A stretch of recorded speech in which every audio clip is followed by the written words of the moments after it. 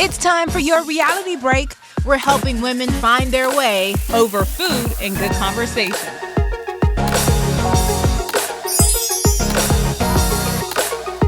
Welcome, everyone. I'm Jasmine, Monroe. This is Tiffany Tarpley along with Danielle, Wiggins, and we are here at Progressive Field at the Terrace Club along with Gabriella Kreuz. Thanks for joining us today. Hello, everyone. Thanks for the lunch. Yeah, right? Welcome to Reality Break. This is going to be a good time, just some brunch with your girls. Yeah. And we want to know a little bit more about you. Well, thanks for including me. This is a really great concept. I love this idea.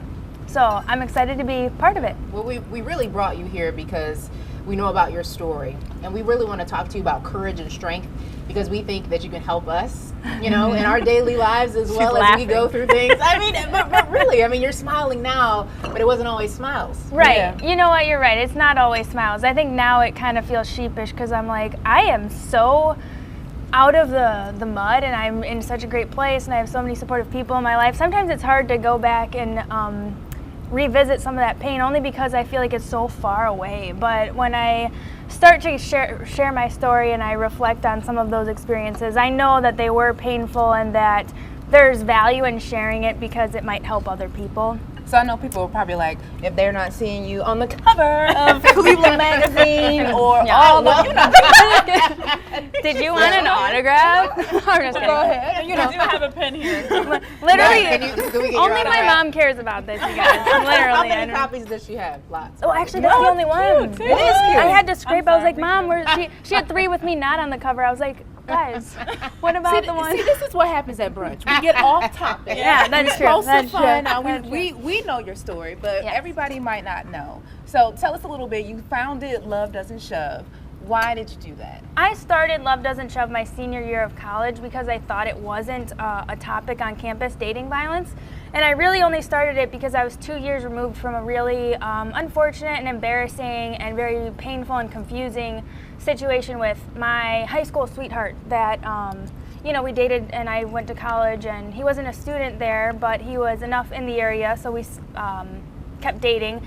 But just the nature of that relationship turned so abusive and he was just a violent person. And I say that not in there's no animosity within me anymore, but those were the facts. I did care about him, but he was also a very manipulative, jealous, controlling, and physically hostile person. So it was just a very difficult place to be because I was keeping a lot of that to myself. I was justifying, I was minimizing because he was doing a lot of that. Mm-hmm. And I was in a place where I was pretty convinced that his behavior was my fault. If I would call back on time, if I just wouldn't talk to certain people on my track team, if I was a respectful girlfriend, I would, follow all these rules and not wear a crop top and this and that, whatever. But it just got to a place where the violence escalated one night at school and, another student intervened and, called the police. It was very messy. My friends found out. They're like, we're not going to support this if you stay with him. My family, same thing. They were like, your safety comes first. We're not going to support it if you stay with him. So, that was a really hard time for me. But I trusted those people around me at the time. And long story short, I did distance myself and got a little bit of help later through the Domestic Violence and Child Advocacy Center. And I just learned so much and I healed a lot and I'm like, wow, we should be talking about this so that other people, I can't be the only one, so other people should know some of the red flags and whatnot. I can relate with your story, not on the sense of that I was in a bad relationship, but maybe just being in a bad place in life and just things not working out for you. When I was in college as well, I got sick and my parents came and pulled me out of college. I was far away and it was like, how do I come back from this? How do I have the courage? I was too proud to admit that, darn it, I need to go home. And so it's, really just like the denial of nothing's wrong, everything's fine, I'm fine, it's good, it's all good. Right. And so even the Huffington Post article says, hey, people usually play the blame game and deny or do those different types of things. And Jasmine, I know speaking of deny, Tiffany, this is for you. I did an Instagram poll. Okay. I didn't want to show anyone. Oh, okay, this would be interesting. She was keeping it under wraps. She was being secret. Yeah. But it said, I everyone, how do you bounce back from a setback? Okay. How do you bounce back from a setback? Did you meditate? Was it denial? It had more, I think at first it was a lot of denial. Yeah. And then it was like, I gotta lean on this support system. Y'all can carry me through this, because that was what it had. Your pride has to come down at some point. You're gonna need a team. So, Well, yeah. it was 79% said meditate, and then Really? But and I 21% said denial. And I think that's where you wonder, is that truly where people are? Yeah. Because we've all been in that bad place, in that dark place, and we want to think, why is this happening, or this isn't happening? You kind of want to move forward and pretend like it's not there, Yeah. but it really is, and you have to deal with it. I can only imagine, how do you deal with it? How did you make Day to that day. first step towards, how did you get the courage to make that first step to deal with it? I think that, I'll give credit to the people around me at the time. I had really supportive friends and family who didn't blame me over it. They were like, listen, his behavior is not your fault. I mean, at some point we had to take accountability for our actions. That was the first thing where I was like, whoa, because I guess I thought the whole time, I'm such a problem. If I could change, if only I could change, he would stop behaving that way. So when I had those supportive people say, whoa, no, this is not a you problem, this is on him, that was so supportive and empowering, and I was in a support group. I don't really think it was me taking the first step. I think I had people really lifting me up. And if you want to say meditate, I do think the power of prayer did help me through that time. You know, I went to John Carroll.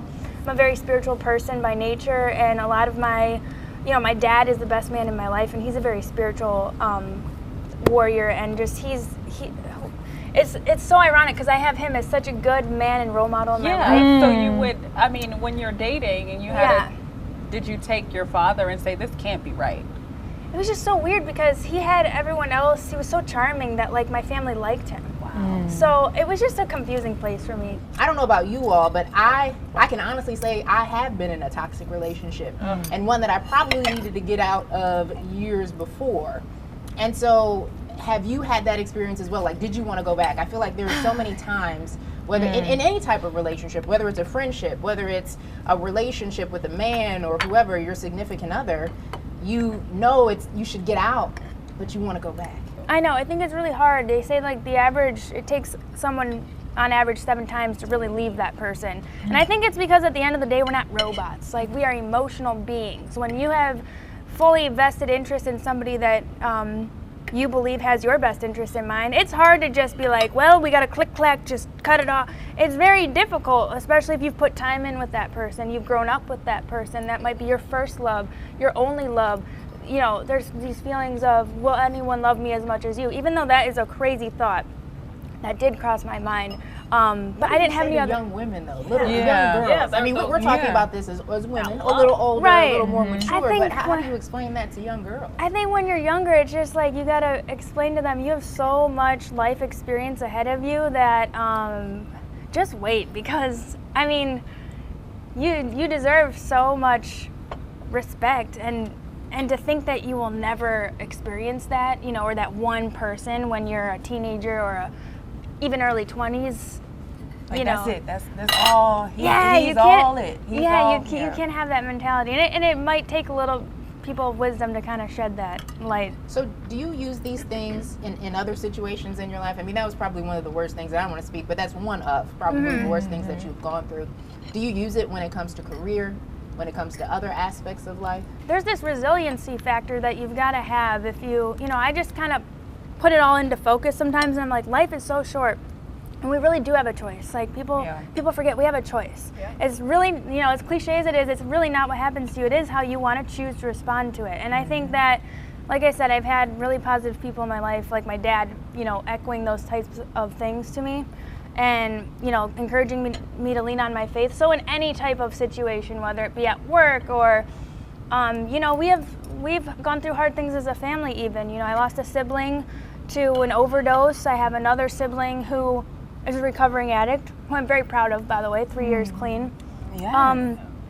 But when you go through things as a blended family and you've got kind of drama on both sides, and I think every family goes through, those are things that you need some of that resiliency and that faith factor and support system and teamwork to get through. So I do apply all of that to, I think, everything in life. You got to. So I'm hearing from you, faith, Yeah. your community, and then even just maybe believing in yourself. Yes, you do have to kind of believe deep down. You do have to have that self-belief. And I think that's why these are so important, because when you wear these, you look down at this. Can you tell folks how they can go about getting one of these? Oh, you can check it out on my website, lovedoesn'tshove.org. Also on social media, so I'm pretty active on Instagram, Twitter. I'm always listening to people and their messages, and especially through my website. So I'm always happy to send these out, bring them with me as giveaways too. Can I just say that this food is delicious? It is. It's amazing. Oh my It's gosh. amazing. It's a terrace cup. And then, so let's go ahead and do I'd that. expect at the stadium. But is this how you get to eat the fine? Right. That's what you do. Is this Right. what we get because we're with you? The finer things. Yeah, we do have a celebrity here. We got a celebrity. Don't let it fool you. It's usually hot dogs for me. Oh, I'm the cook. Okay.